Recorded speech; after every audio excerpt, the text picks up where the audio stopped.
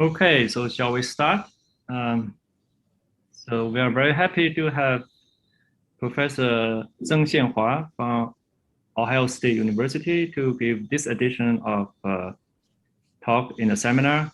The title is Relative Gromov Invariance without log geometry.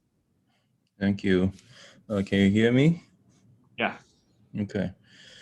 All right. So let's see. I want to begin with somewhat older story.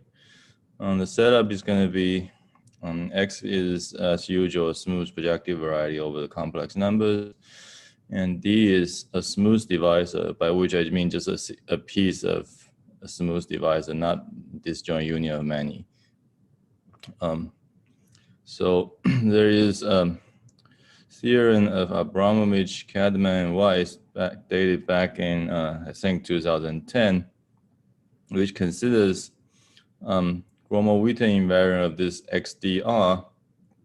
And so let me first explain what XDR is.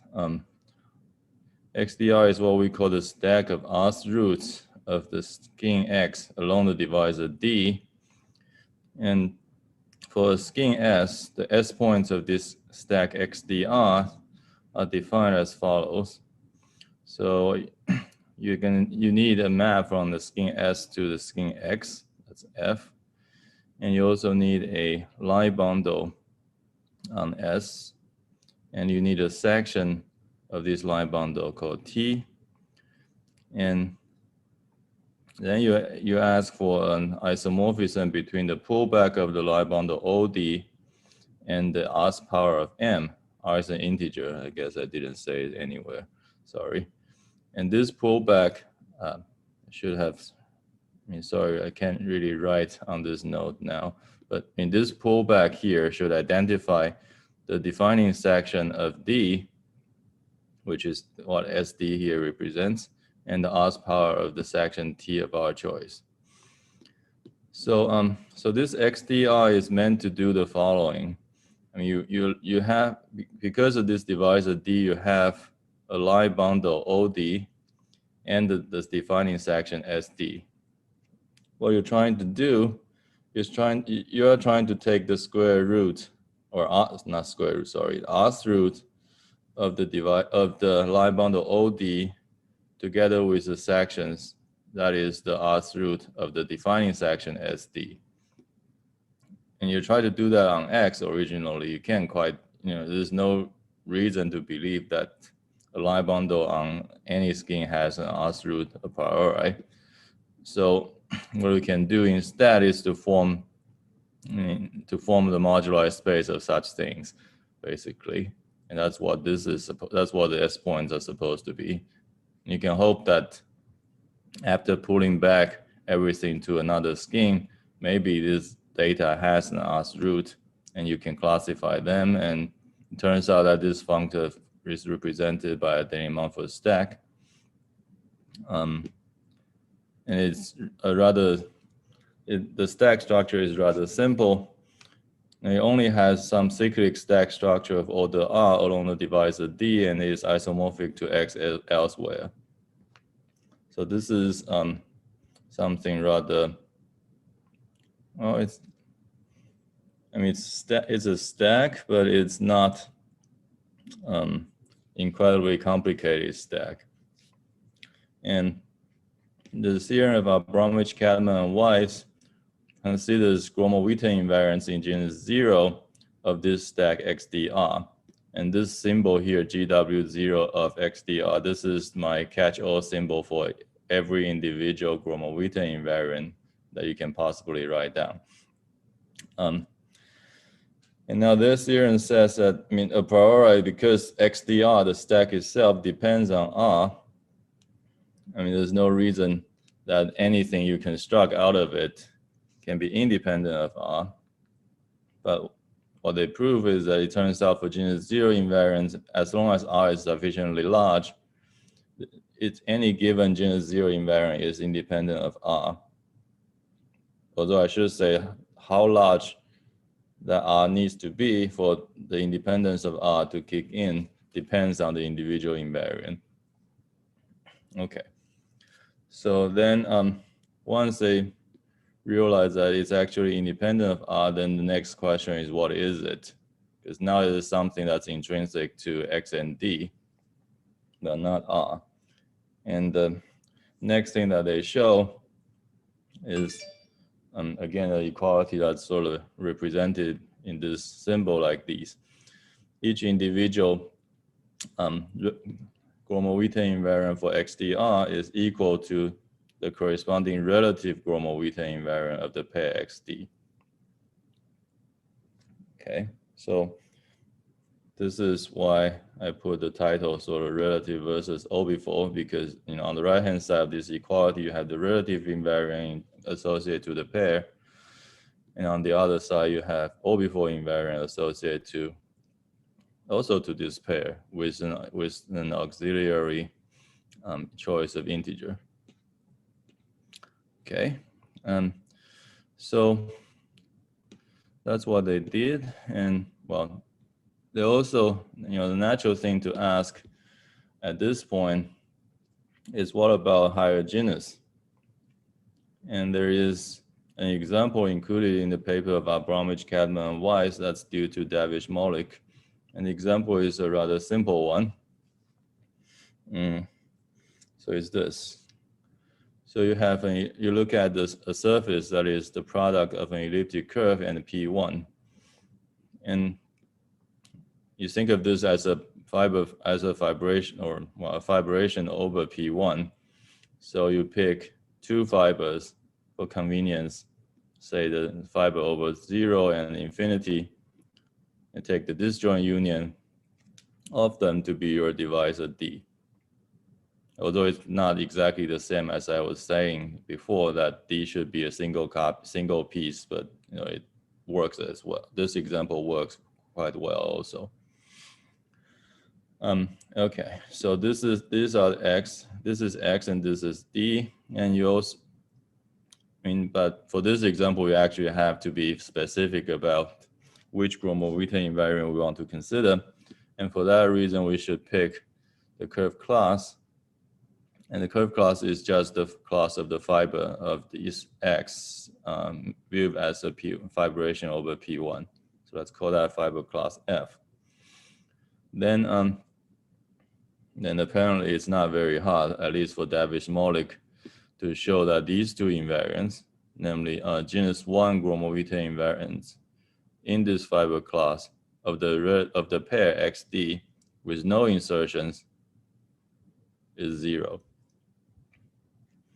Now, again, if you pick R and S, two integers, then you can perform the R-root construction and you can perform the R-root construction to X0, and you can perform it at the same time the S-root construction to X infinity, right? Because in this case, these two divisors are actually disjoint, so you can do this construction separately on them or together at the same time, whichever you prefer. And you get some stack, denoted this way. And you can consider its genus 1 invariant again in the fiber class with no insertion. And this time there's some calculation that needs to be done, but after they did that, the answer comes out to be R plus S. So this example tells us two things right away.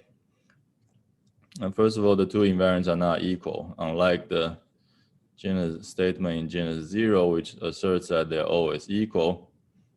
But even before we can talk about equality, the O before invariant in this example actually depend on the choice of this O before structure R and S. So like I wrote here, there's unless there's any reason to say otherwise, bromoethane invariants of XDR should depend on R. But now and certainly it's show. What happened?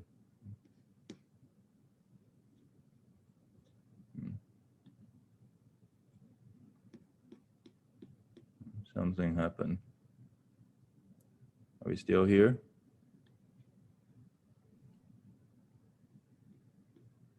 Yeah, it's okay. Yeah. Somehow some video screen disappeared on my end. I don't know. Yeah, I can see your video. Okay. Good. As long as you But guys do you like to turn on your camera?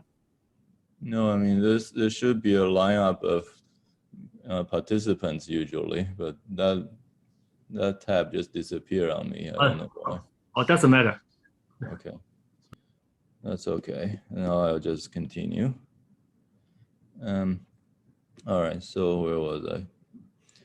Right. So this example basically says that the story in higher genus should be more complicated because there's no reason. It's not possible to hope that there is no R dependence anymore, right? So we have to figure out how the Gromov-Witten invariance of XDR depends on R, and this was not clear for a while. I mean, there's some you can guess, how it should depend on R. There are some, but without evidence, your guess is not very convincing.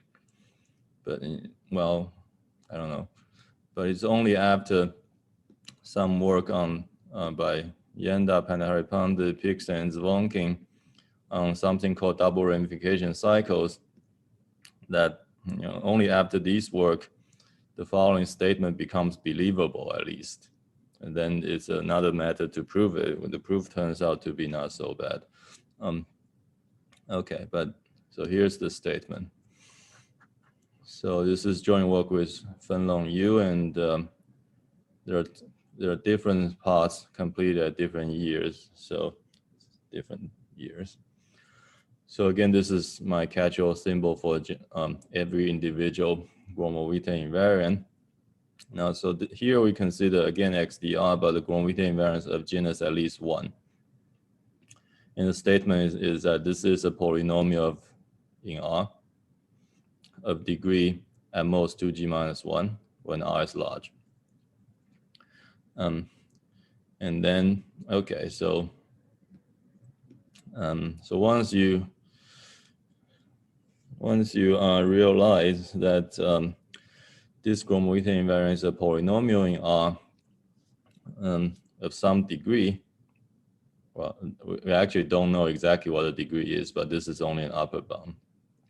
But once you know it's a polynomial, the next natural question after understanding something about its degree is what the coefficients are. And the best statement we can make for the coefficients is about the constant term, right? The part without R, and that's what this symbol denotes, the R0 term.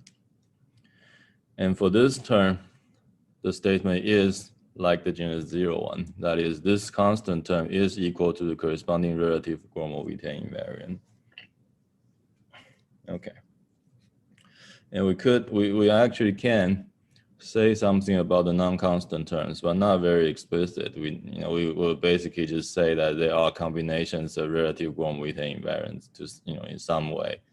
But it may be, our method may be able to give formulas for those non-constant terms, but we didn't try very hard. Okay, so this is basically the story for XD, the pair X comma D when D is a single piece. So now the natural question is to study, or naturally what we had hoped initially was to generalize this equality of Gromov-Witten invariance to the case when D, the divisor D, is reducible. Now it was more or less immediately clear that if the components of D are all disjoint, you just have a bunch of divisors not meeting each other. This doesn't happen very often, but it does, sometimes it does. Then if the components of D are disjoint, then you can basically make, run the argument in the irreducible case, one component by one component at a time, and the statement will be the same. The resulting bromo-Witten invariant will be polynomial in all the parameters, like the orbifold structure parameters that you introduce. And if you take the constant term, you get the relative bromo-Witten invariant. So that part is not hard. Basically, you just run the same argument in the irreducible case many times. And of course, the interesting situation is the typical situation, that is the components are not disjoint. Then,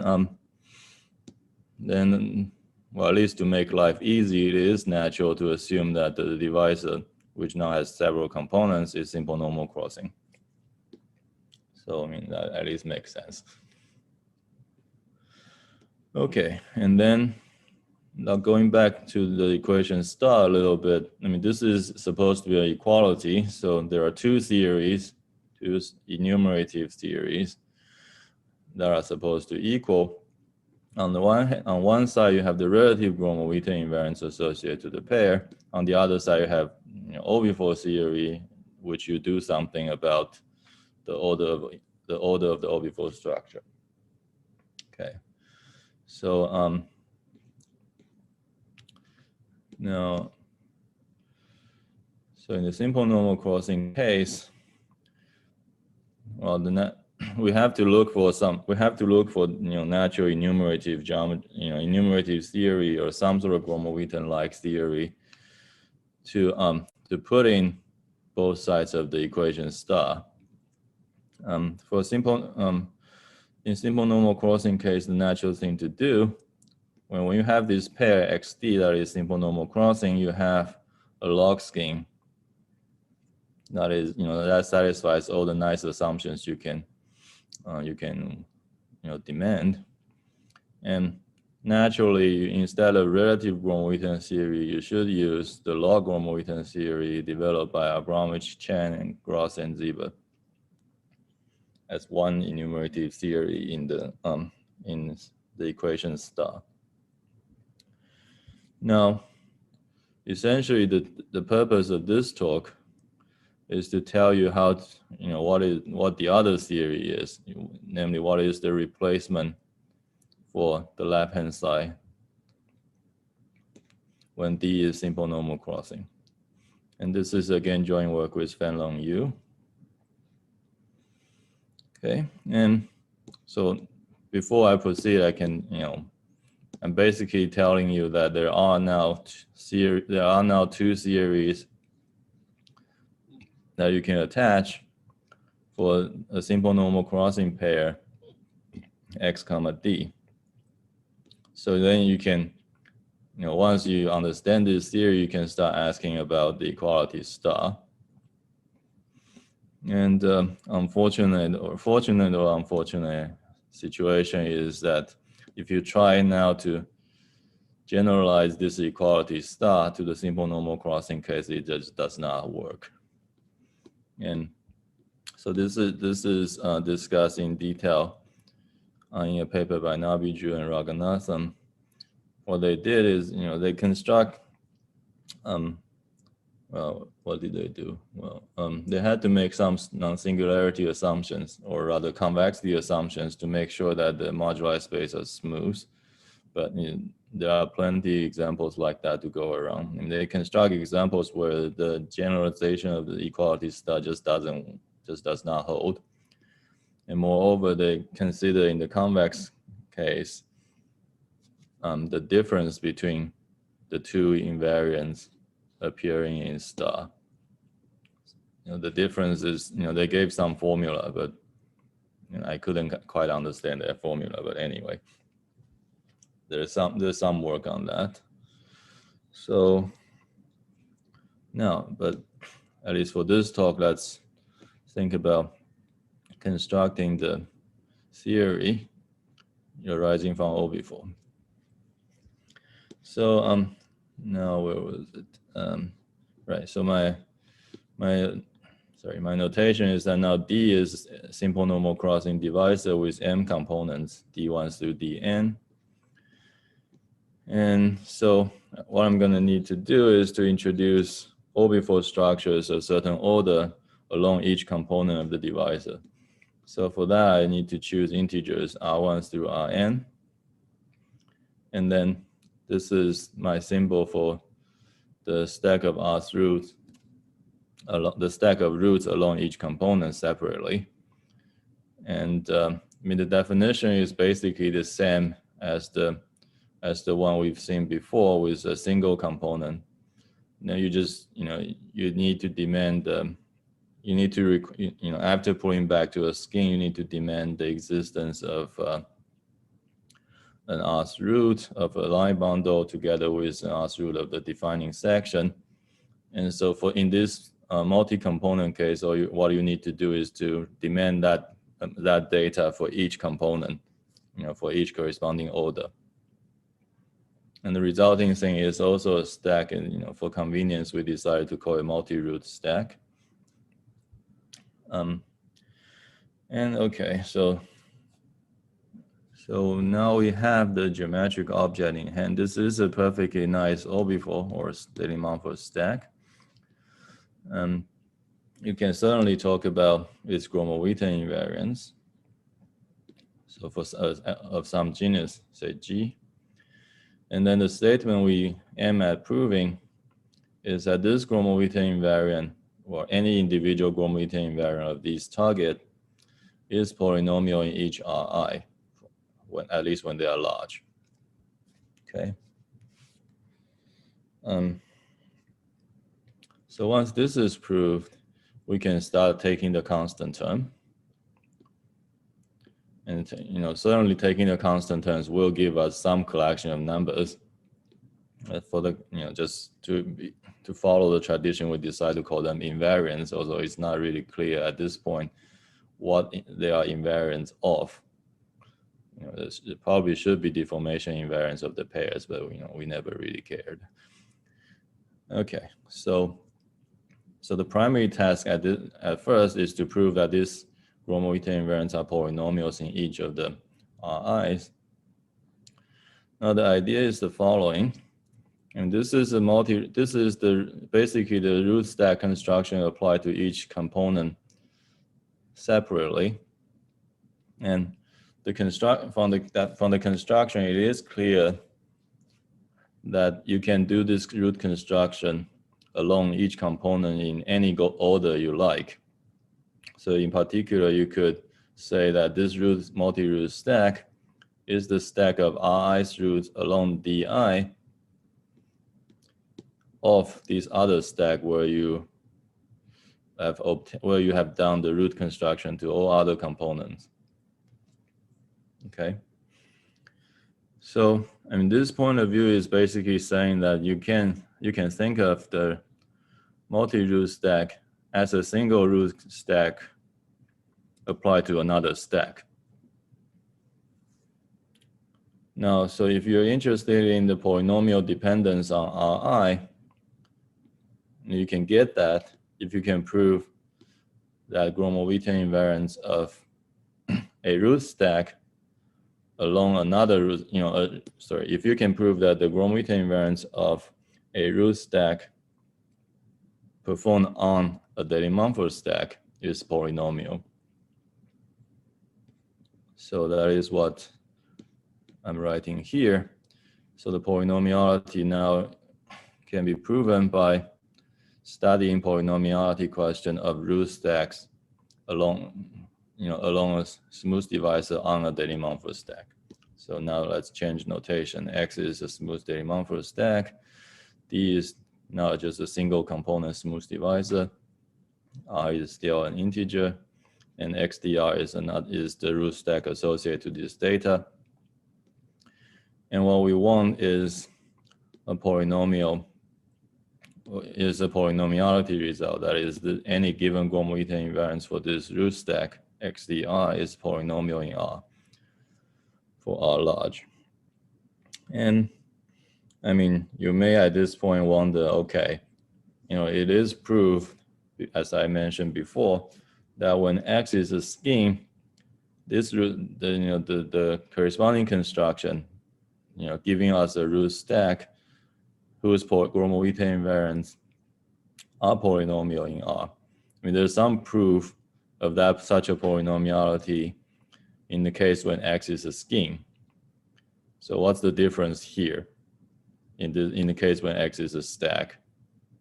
Isn't the polynomiality proof just going to work for the when X is a stack? And that question is natural, it's fair, and the answer is yes. Of course, that's how it's going to work. So it's not really very innovative in this regard, but it still requires some care. So in any case, let me show you the main steps of the proof. I mean, again, nothing is really very surprising here. The natural thing to do when you have a pair of a scheme or a stack together with a smooth divisor, there's one thing you can naturally do is to degenerate it to the normal cone. So this time is slightly trickier. We will explain that. So what you can do is you can degenerate X to the normal cone of D.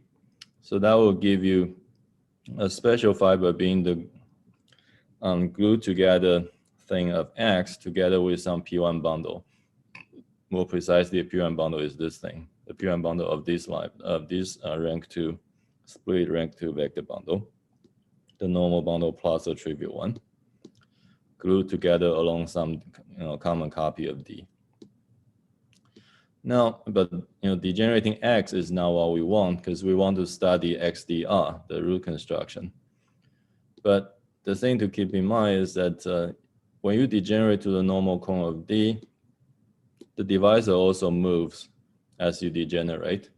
So that is the total space of this degeneration has a divisor whose general fiber is D, and a special fiber is I guess I call it D0 here.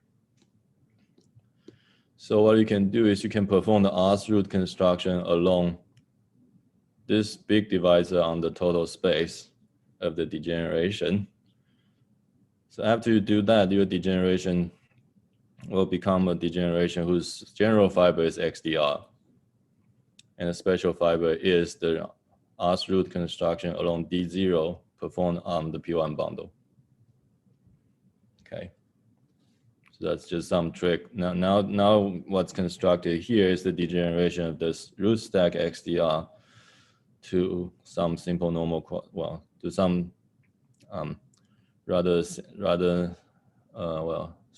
to some stack with double points.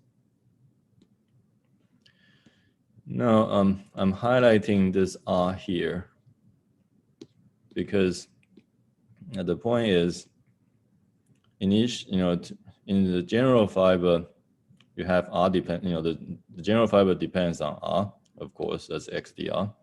The special fiber, of course, still depends on R, but the dependence of R lies entirely in the P1 bundle side. The other piece of the general fiber, special fiber is X, and there's no R here. Now, when you consider the degeneration formula for Gromov-Witten invariance applied to this degeneration, again, again, I'm basically oversimplifying probably the degeneration formula.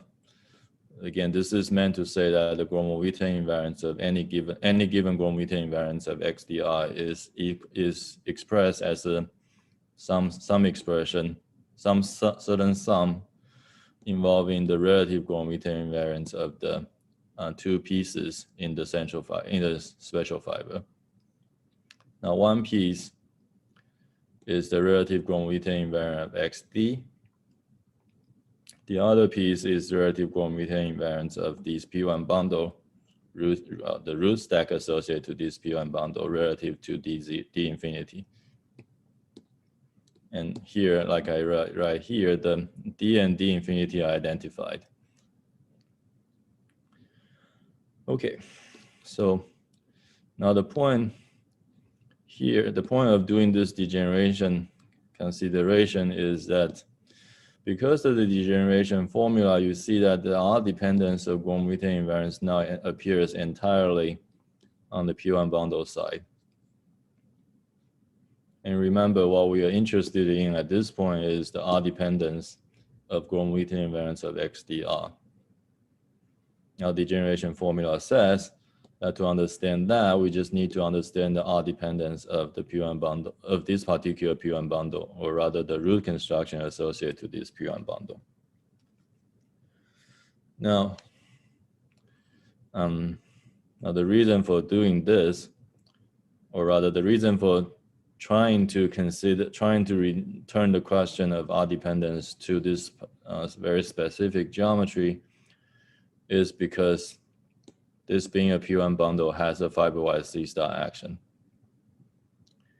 And when you have a C-star action, you try to do localization. And that's more or less that's like the first nature for people who've spent time on Gromov-Witten invariance. You just want to localize whenever you can. So that's what we're gonna do next. We have these root stack applied to the root stack associated to the P1 bundle. Because the root construction is applied on the device of D0, it still has a C-star action that scales the fiber. So you can try to do localization try to compute the Gromov-Witten invariance of these P1 of this root stack using localization. So let me very sketchily tell you how localization works in this case. Over here in the bottom, this is my representation of the P1 bundle.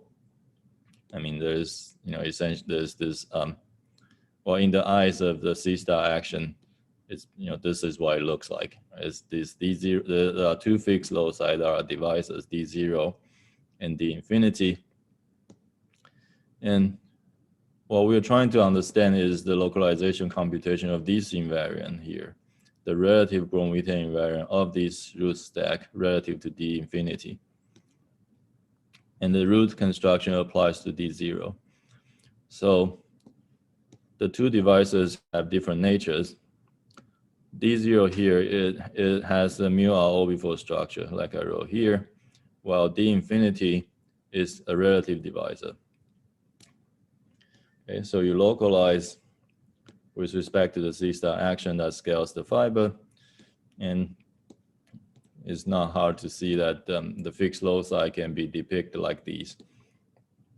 I mean, when there are all kinds of things that can happen, there are all kinds of things all kinds of curves that you can map to each of the two fixed loci.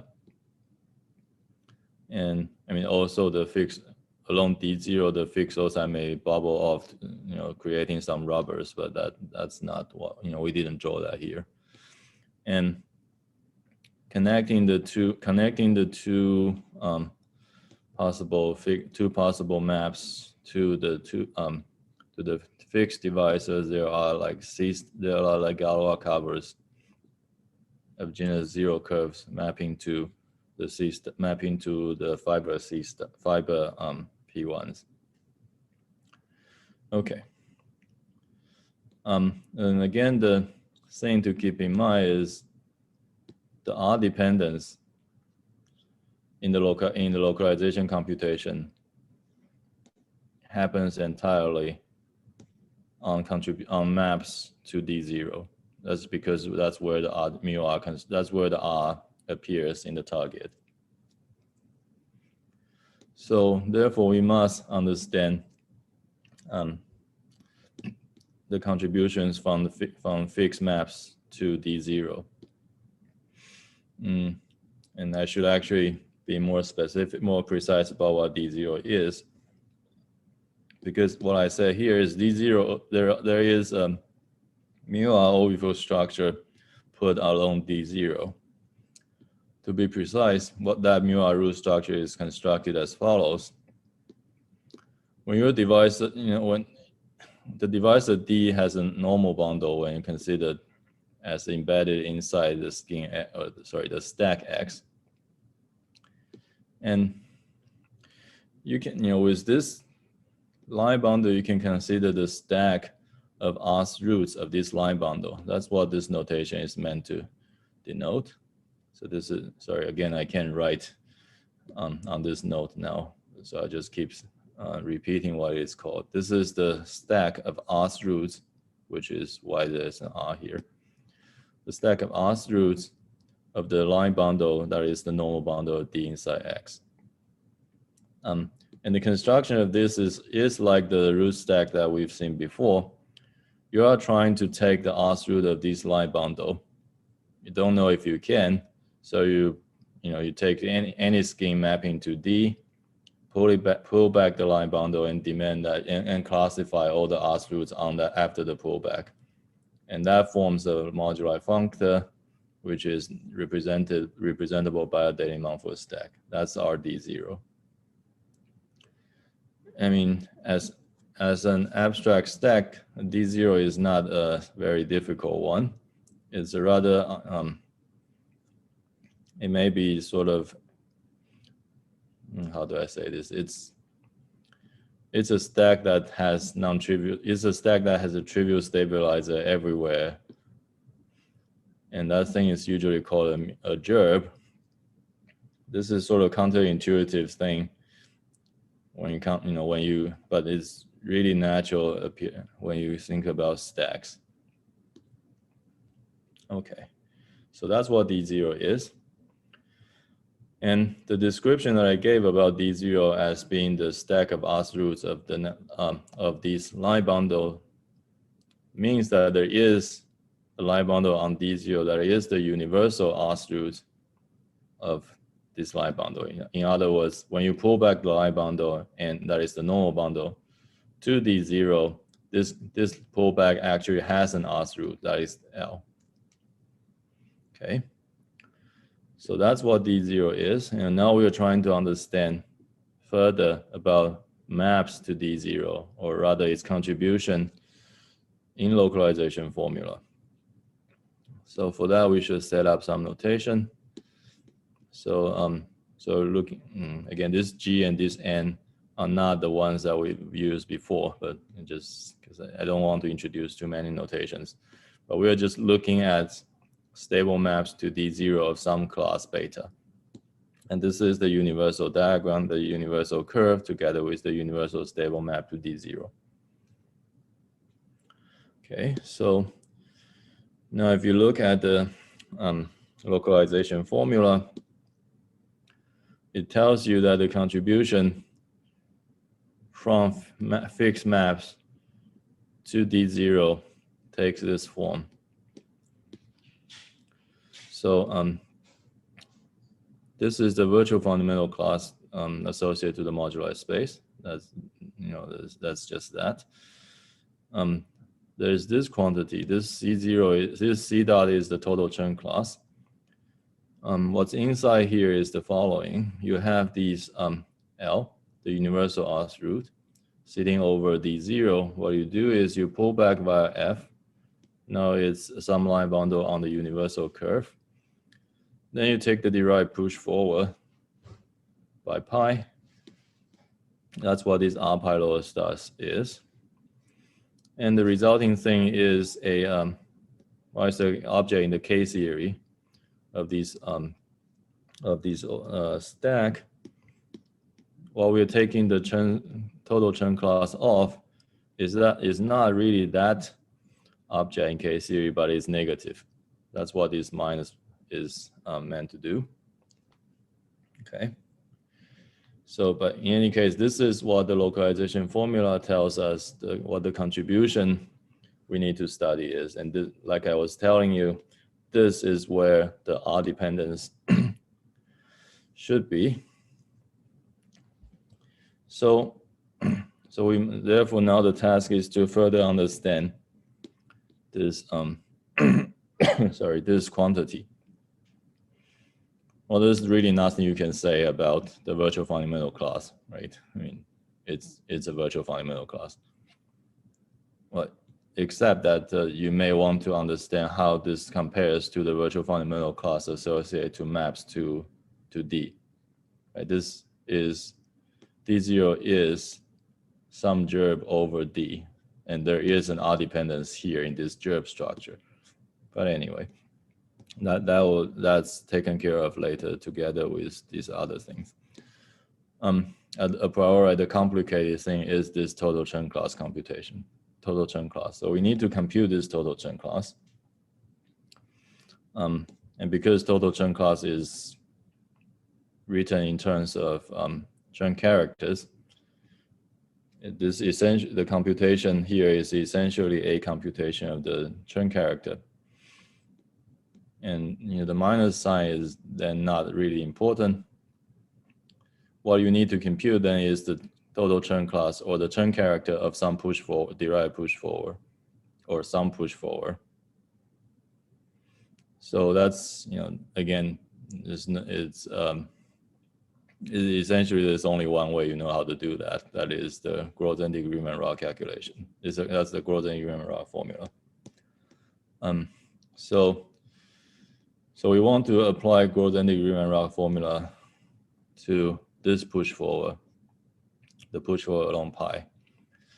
Now, just to brag a little bit about my oldest achievement in my career, and this push forward is not really that easy because this is a stable map to, this is a universal family of stable maps to a stack. So the domain curve here can be stacky. So this map is not representable. So therefore, what you really need here is not the usual Grothendieck-Riemann-Roch, but Bertrand-Thoen's extension of it to morphisms between Daly-Mumford stack and non-representable morphisms between Daly-Mumford stacks. Okay, so but at least the required formula is there for this computation. So once you realize that, you do that, and like I did in quite some time ago, in some it's possible, and you could actually work out the full formula for the Tseng character of this push forward, and then you exponentiate to get a formula for the Tseng class, for the total Tseng class. Okay. So that's how you get a formula for this contribution. And then the powerful thing kicks in. So then you start looking at the formula, and then you realize that Pixton's result applies here. So the story goes like this. When I was mentioning some work about double ramification cycle, and in that work there is a rather general result about certain expression being polynomial in R, and that expression is so complicated I don't really want to spend time explaining here.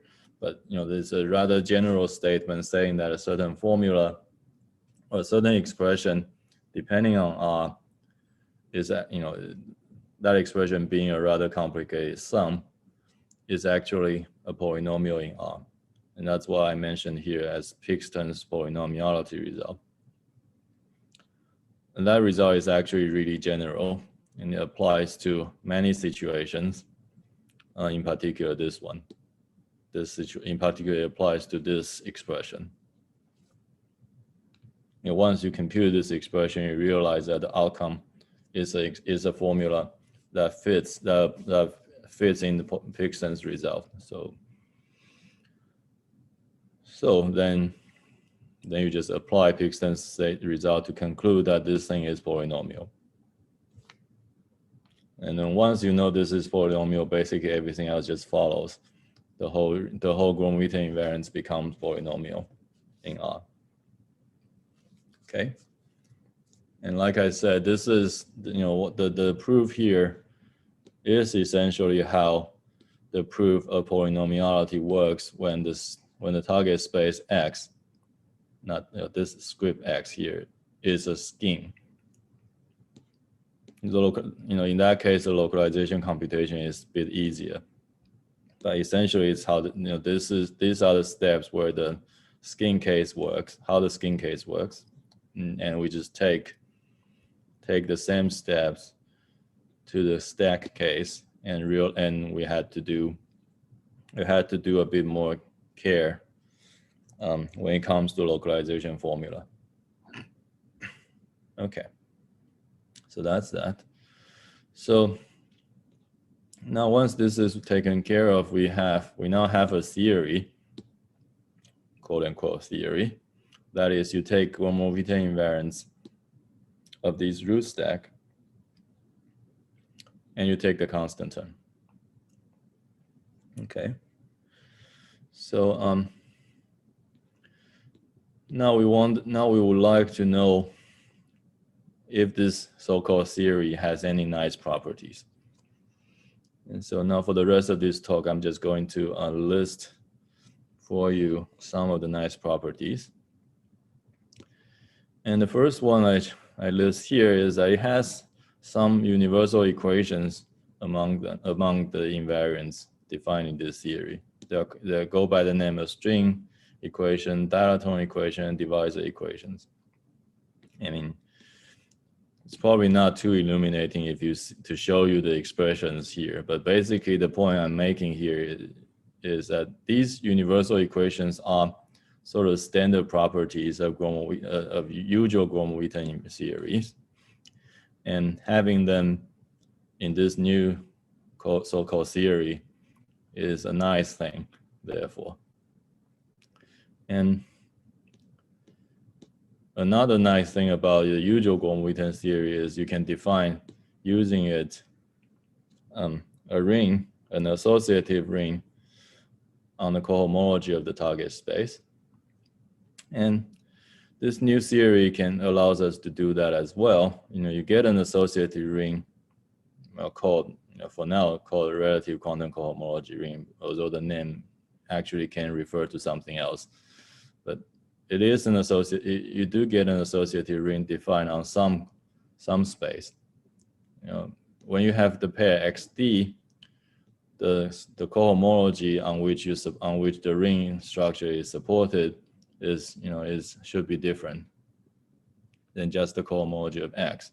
And I put what that space should be here. It's an infinite sum.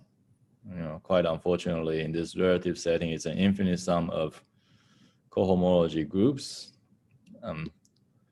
The sum is indexed over n tuples of integers. And each cohomology group is basically the cohomology of intersections of these divisor components.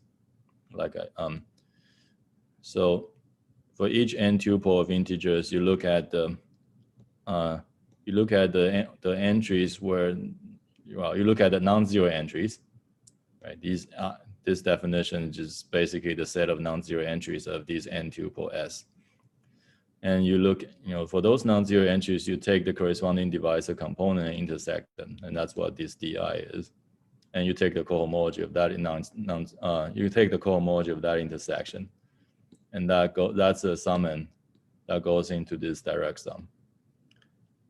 And when the n tuple is actually empty, you take the cohomology of the total space X. So that's an infinite direct sum of finite dimensional vector spaces, but it's still there. So what I'm saying here is you can define an associated ring structure on this H using the invariance arising from this theory. And this space also has a pairing defined this way, but I mean, we're not going to really use it for the rest of this talk. So I just put it here so that you can see it. Okay. Now another nice thing about the usual Gromov-Witten theory is that it has what's now called Giventos formalism.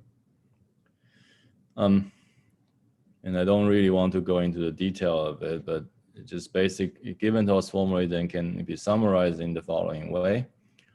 Now there's some symplectic vector space usually called H. Now inside it, there is some L, something called L. It does two things. Well, it's meant to encode the genus zero sector of the theory.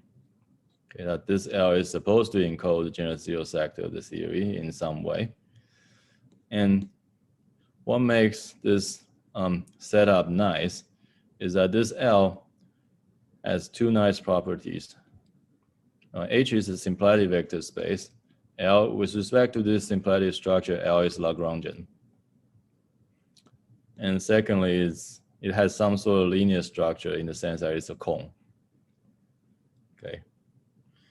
So that's what makes this is a very rough summary of what Giventhals formalism is about. And what I meant to say here is that this new theory that we constructed, you can define this data for this theory. That is, there is a symplectic vector space, and the genus zero theory can be encoded inside a Lagrangian cone contained in this vector space. Okay. And the next thing is, it also has a Giventhals style mirror theorem,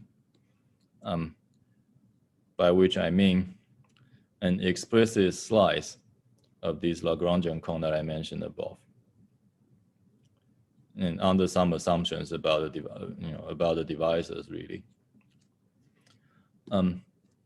Okay, so, and this is, okay, so this kind of result is somewhat useful because, like I mentioned, this L here, this L is supposed to encode the genus zero theory. Now, such a result is supposed to give you an explicit slice of this object encoding the genus zero theory, explicit to some extent, so that you can actually write it down, right? So, and because this L encodes the genus zero theory, and then because this has the nice property of being Lagrangian and being a cone, having an explicit slice in good cases can actually allow you to compute some of these invariants in genus zero, right?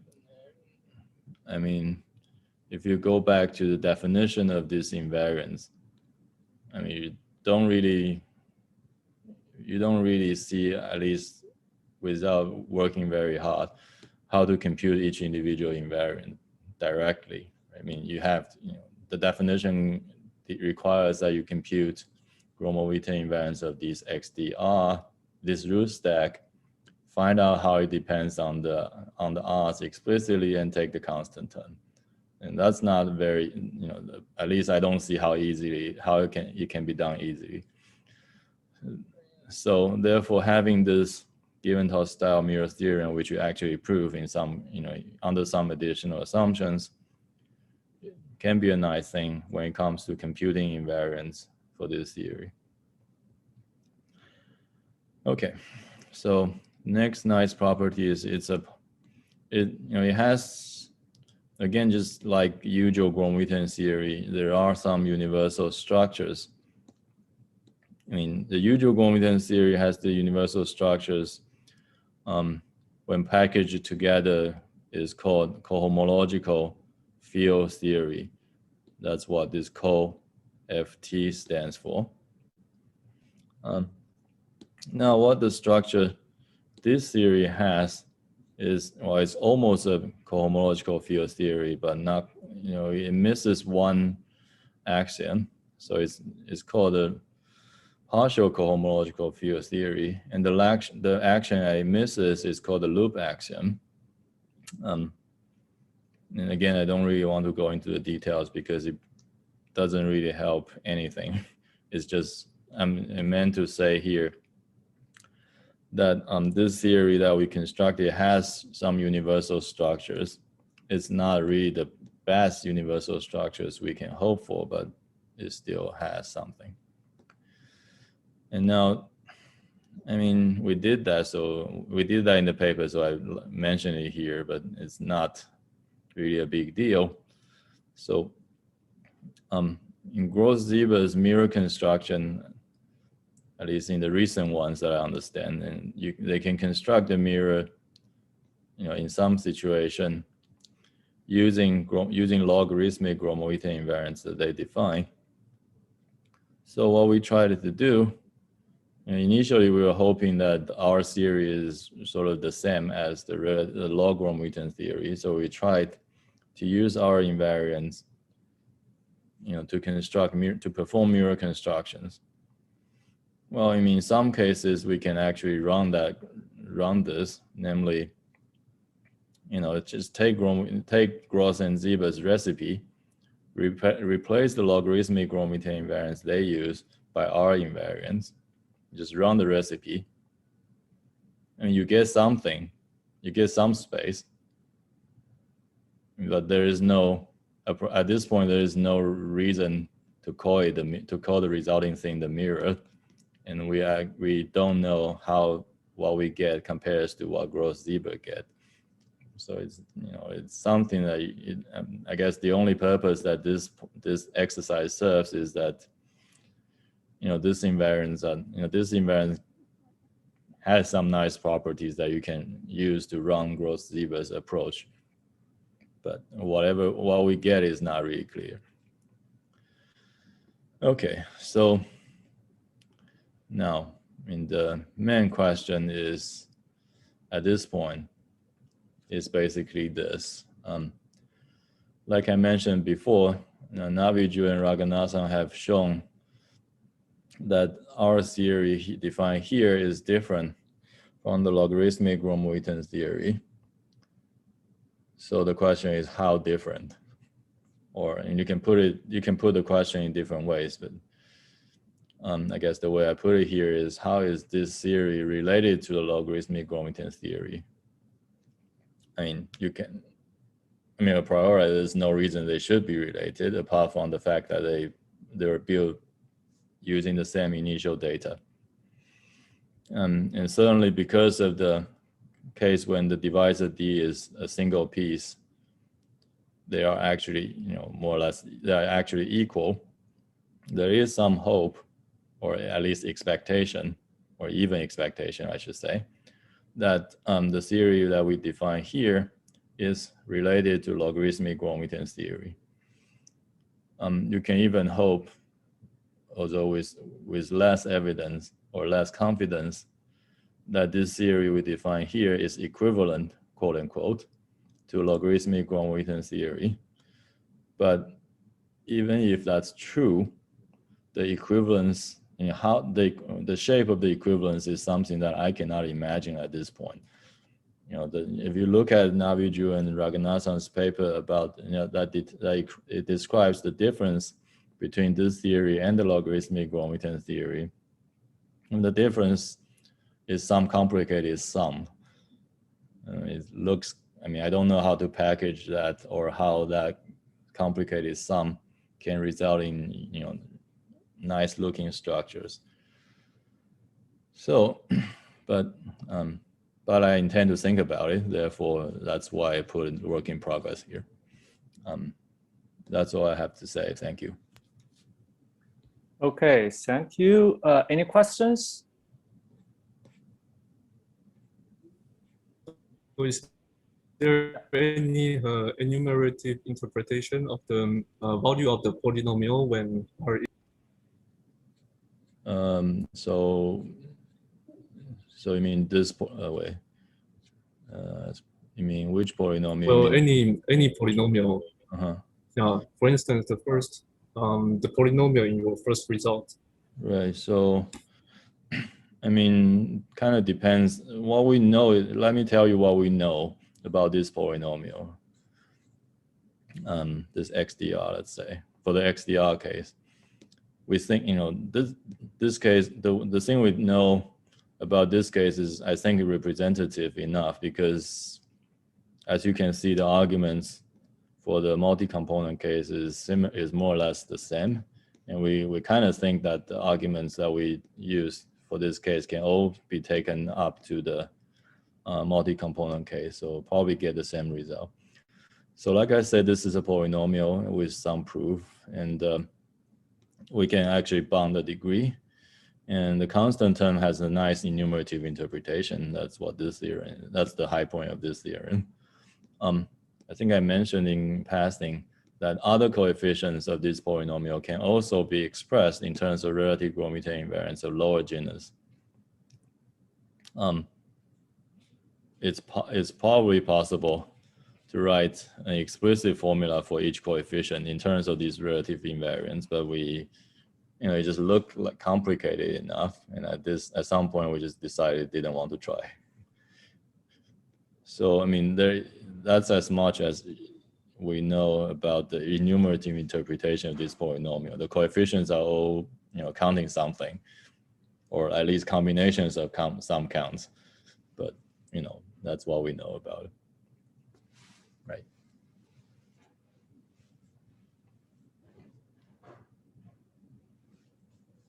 Any other questions?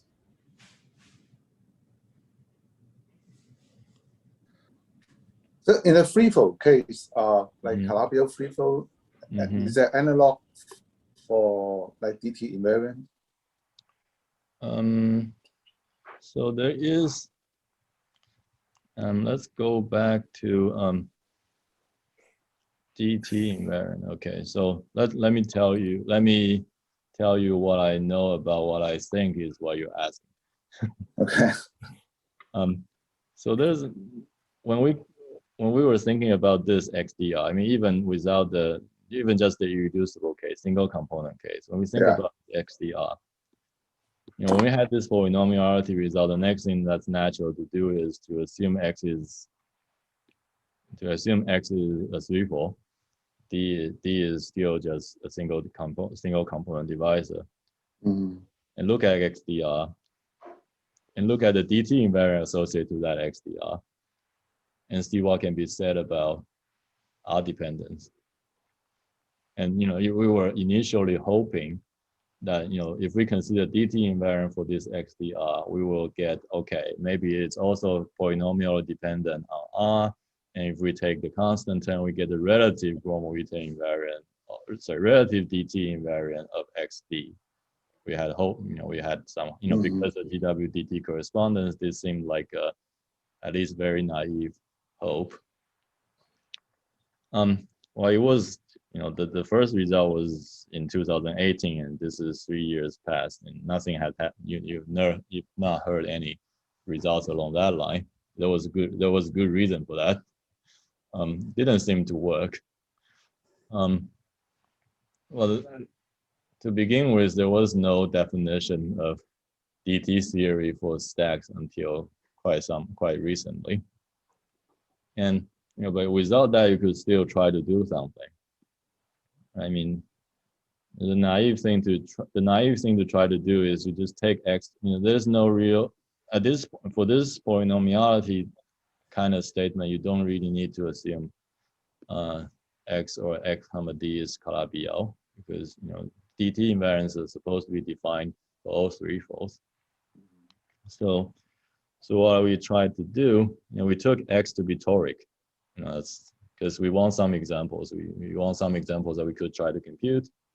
We took X to be toric and D to be a toric divisor. And because in this case, there is some hope that you can compute things, compute DT invariance. And so we tried in some toric case. You can even assume it's toric Calabi-Yau, that's fine, but there's some computation. We tried some computation. And I think, as far as I can remember, we just naively decide that there's going to be a DT theory for the XDR, and we assume everything works, and we wrote down some expression for DT theory for XDR when X is reasonably toric, and the R dependence looked like it's going to be a rational function. At least that's how I remember it. So but then I don't know what to do. If it's a rational function, I mean, the formula looks like it's a rational function in R, and then there's no obvious thing to do next. But that, as far as I can remember, that's where I stopped. I think, you know, I knew that other people have thought about this, you know, this idea of constructing or relating dt theory of xdr with relative theory of xd in dt theory. Doesn't seem to work, at least for now. Yeah. Okay, other questions?